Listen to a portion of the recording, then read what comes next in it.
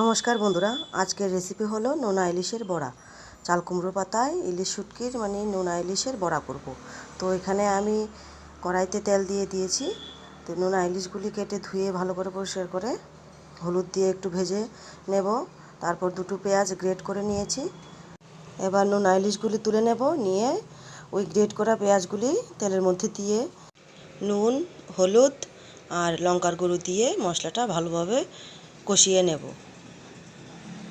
তো তোমরা কে কে নোনা ইলিশ খেতে পছন্দ করো কমেন্টে জানাবে।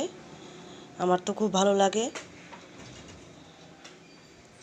মশলাটা রেডি হয়ে গেছে। তো এবার পাতার মধ্যে আমি আগে দেখো কিছু বেঁধে নিয়েছি। পাতার মধ্যে মশলাটা একটু একটু করে দিয়ে এক টুকরো নোনা ইলিশ দিয়ে তারপর পাতাগুলি এভাবে বেঁধে নেব। এবার পাতাগুলি বাঁধা হয়ে গেলে কড়াইতে একটু সামান্য তেল দিয়ে, বেশি দেবো না, বা সবগুলি পাতা